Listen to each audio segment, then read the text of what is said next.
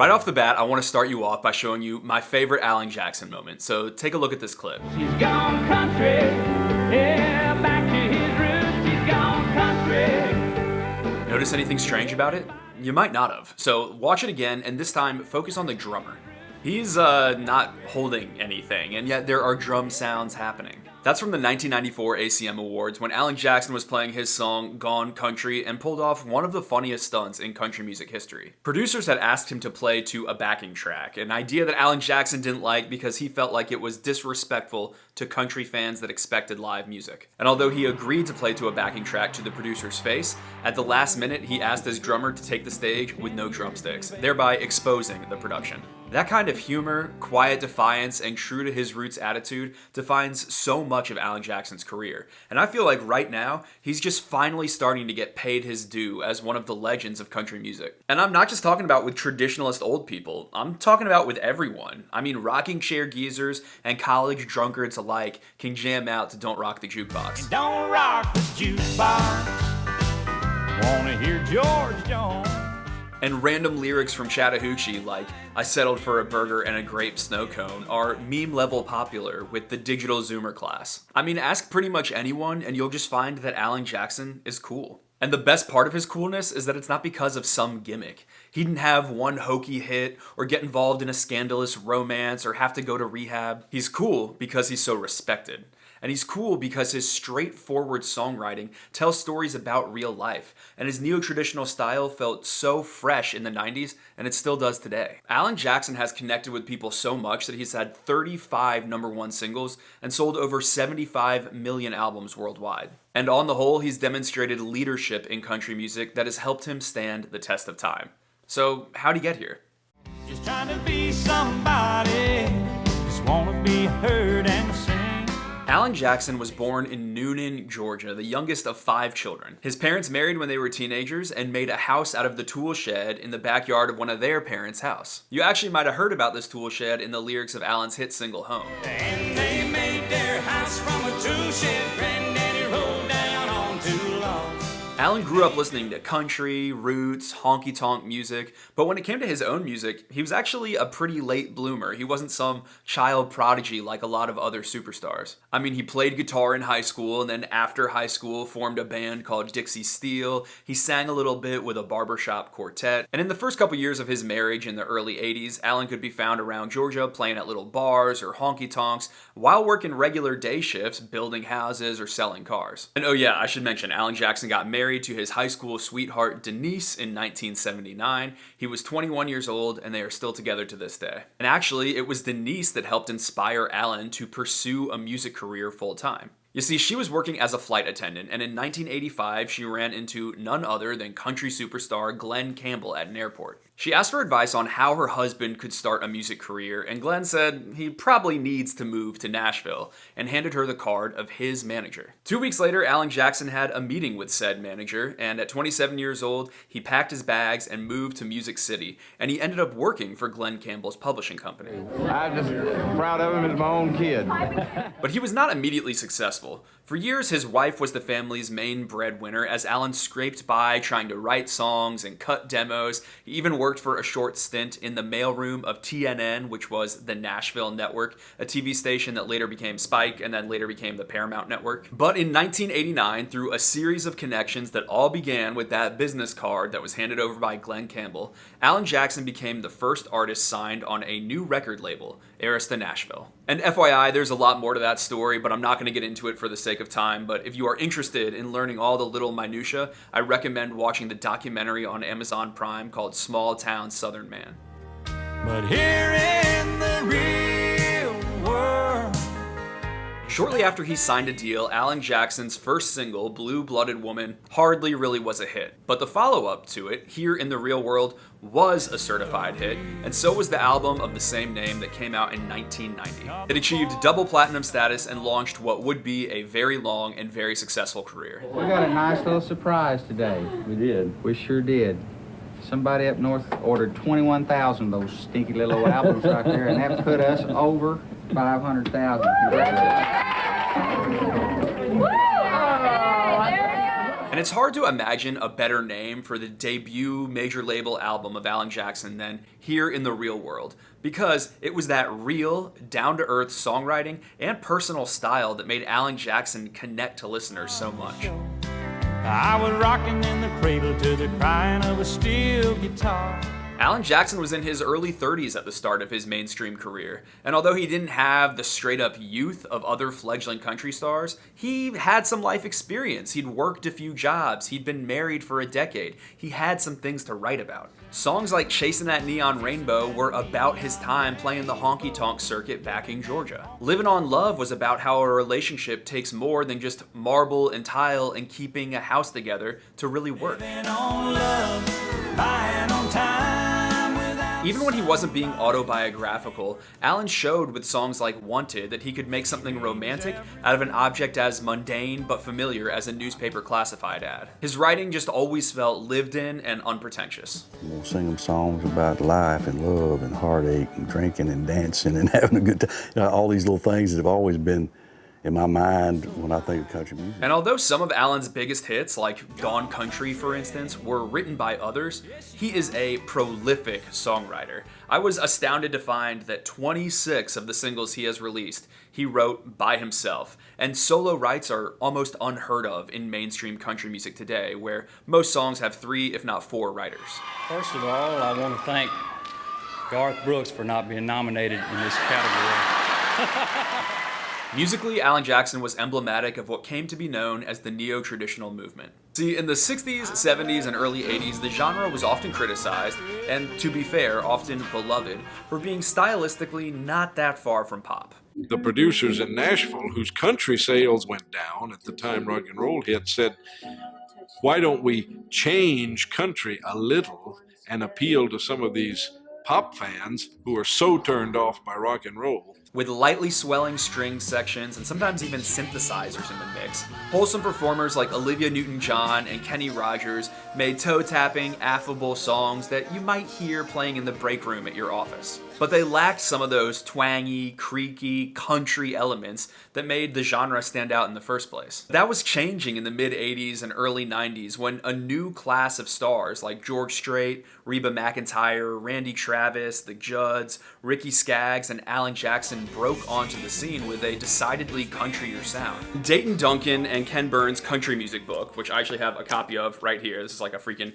encyclopedia, Bill C. Malone reflects on the neo-traditional movement, saying, there was just a general feeling among many people that something needed to be done to revitalize country music and move away from what seemed to be an all-out, unending fusion with pop. And Ketch Shakur added, the new traditionalists were there because country had now gone so far into pop music and was so consumed with making a buck that we had forgotten what it was like to cry in our beer. I mean, we had forgotten what it was like to go honky-tonking. But Alan Jackson hadn't forgotten. I mean, he'd been playing the honky-tonks in Georgia for years before ever moving to Nashville. And with a natural reverence for so many different styles of country music, whether that was bluegrass or western swing or the old love ballads, he came along at exactly the right time to help define that sweet, sweet 90s country sound, which blended tradition with pop sensibilities so well. And by the way, you might argue that the exact same thing is happening right now as audiences eat up the fiddle-heavy tunes of John Party or the rockabilly swagger of Midland, but you can literally watch any other video on this channel if you want to hear that argument.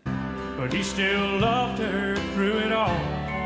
I don't want to leave out Alan Jackson's voice from this discussion. His baritone is expressive and wholesome and warm all at once, and he's able to sell sentimentality and humor in a way that never feels too over the top or cheesy. And when you pair that voice with his musical style and his simple lyricism, you have a winning formula that helped create songs like Little Bitty or Who's Cheatin' Who, or even sillier stuff like www.memory. People liked him and his songs so much that between 1991 and 1997, every last one of his singles reached the top 10. Well, we fogged up the windows in my old Chevy.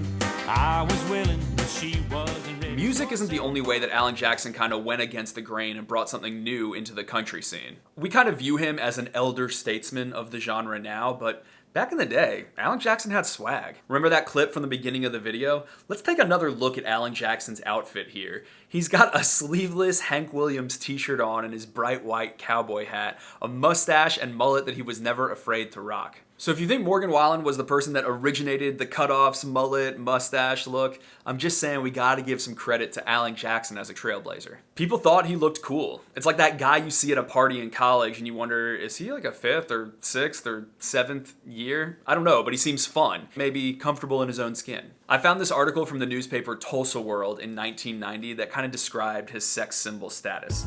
Jackson is a tall, good-looking guy with a first-rate honky-tonk voice, and both his looks and voice are presented to good advantage in his Here in the Real World video, which was undoubtedly responsible for pulling in a lot of the audience, especially its substantial female portion.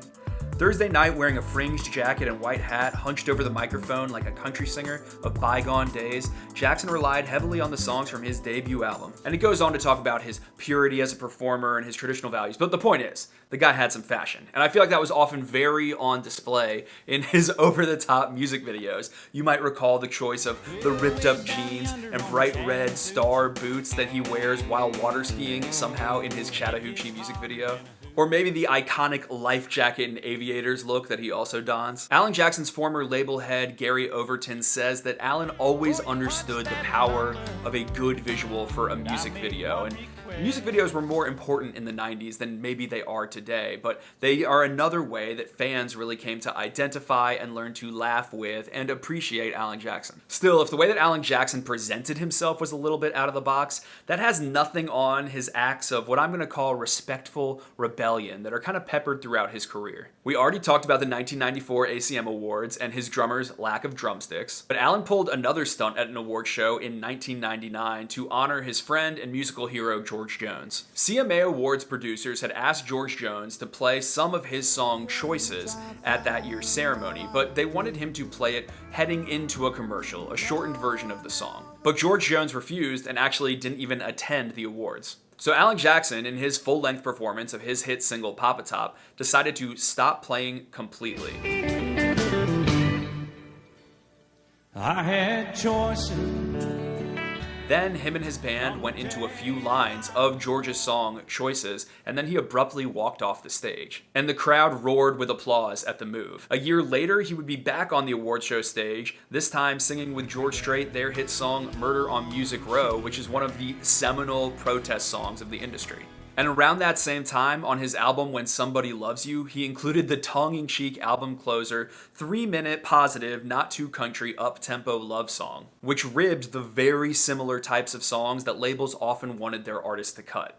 You might think of it as the original protest, the boyfriend country. As I was researching this video, I really came to see Alan as that respectfully rebellious leader within country music, who always found ways to honor those traditions of country music that he cares about while still operating within the bounds of the system. And he always did so with the pitch-perfect amount of humor that never turned the crowds against him, and that is not an easy needle to thread. Where were you when the world stopped turning? That September day. And while we're talking about challenging needles to thread, let's mention what was probably the riskiest career move for Alan Jackson when he released Where Were You When the World Stopped Turning in October 2001. This was Jackson's raw, confused, largely apolitical take on the 9/11 tragedy. Him and his label were a bit gun-shy about whether or not they should release the song and seemed like they were capitalizing on tragedy. And now he's here once again to capitalize on people's emotions. Let's listen in. But audiences adored it and felt like it was cathartic. It only took 6 weeks for this song to go all the way to #1 on the country chart, and it stayed there for another 5 weeks, which prompted his label to bump up the release of his next album, Drive, from May to January. The album was also a smash. It was certified quadruple platinum. It was #1 across all genres for 4 weeks, and also, fun fact, for 1 week, it was knocked out of the top spot by Jennifer Lopez's J to the L-O, the remixes, which is just the most 2002 thing I have ever heard. Ain't it funny? And he followed up Where Were You When the World Stopped Turning with another sentimental song, Drive for Daddy Gene, about his father's passing. Smiling like a hero that just received his medal. It was This whole era pulled at the heartstrings, and it led Alan Jackson to his first Grammy Award for Best Country Song in 2003, as well as the Entertainer of the Year prize in 2002 and 2003. On the whole, it was kind of his prestige era, and I would really call it his peak. Drive was the last album era that was truly massive. Hello from the editing bay. I think that should probably say it was the last album of original material that was truly massive, because he had Greatest Hits Volume 2 right after that, and it had these 2 extra songs that were both smashes. It's 5 O'Clock Somewhere. It's 5 o'clock somewhere. And Remember When. Remember when? And then it went 6 times platinum, but I guess I was just thinking of kind of like fully original material, but whatever, you get the point. And it's when people really, really realized how incredible Alan Jackson's career had been up to that point. And although in future years he still had major hits like Country Boy or Small Town Southern Man, this was the era where really he graduated to what I've already called his elder statesman status. He sort of made his official bid to be on the Mount Rushmore of country music. Thank y'all so much. Thank everybody for being here tonight. God bless you. We appreciate it. Good night. So when did Alan Jackson fall off? It's kind of hard to say. In some ways, he just kind of aged out of being a major force at country radio. And I mean, to be fair, it's not normal to have guys like Alan Jackson or Tim McGraw or even Kenny Chesney that play for over 20 years regularly on the radio. Most people get like 5 years of success. But if you're a huge chart nerd, maybe you could blame his 2009 single, I Still Like Bologna. But I still like bologna on white bread. Never really took off, and his radio career never really came back after it. Maybe I'm just projecting a little bit of my dislike for baloney, but I'm going to go ahead and say it's the hashtag baloney curse that has ended Alan Jackson's radio career. But it doesn't really matter. I mean, the guy is in his 60s now, and he's cooler than ever with a new generation. My buddies over at Whiskey Riff sell a lot of young people a lot of Alan Jackson-inspired merch. And it's so normal to hear him name-dropped in songs like Old School by Flatland Cavalry, Raised on George Street, Alan Jackson and Pat Green, or Georgia Peaches by Lauren Elena, We the country, everything from Alan Jackson to Aldine. or stuff by Justin Moore and Upchurch. And these days he'll pop up with everyone from the Zac Brown Band to Kaylee Hammock for collaborations. And it's not rare to go on TikTok and see a new generation of country fans arguing about whether Alan or George Strait should really be considered the king of country music. Alan Jackson is better than George Strait. I said it. Yeah, George has more #1 hits, but Alan Jackson writes all his music just about. And no, I'm not saying George Strait isn't great, because he is. He's really, really good. But I think Alan Jackson's better. But in any case, he's doing just fine. He is probably drinking a margarita with Jimmy Buffett, and it's always 5 o'clock somewhere in Alan Jackson's life. And if you don't believe me, maybe just look at this $23 million home that Alan Jackson just listed. He's come a long way from the family tool shed, and even though it's all right to be little bitty, he doesn't have to be anymore. Anyway, that's my attempt to sum up the career of Alan Jackson. I gotta say, it's not very easy to sum up 30 plus years of a career in one video, but I did my best, and I try to do my best around here. So if you liked it, I'd love if you would like the video or share it with an Alan Jackson fan in your life, or maybe subscribe to the channel. And I'd also love to know in the comments down below what you love about Alan Jackson, your favorite songs by him, or whatever else you want to say. I love you guys. I'll be back with more country music content very, very soon.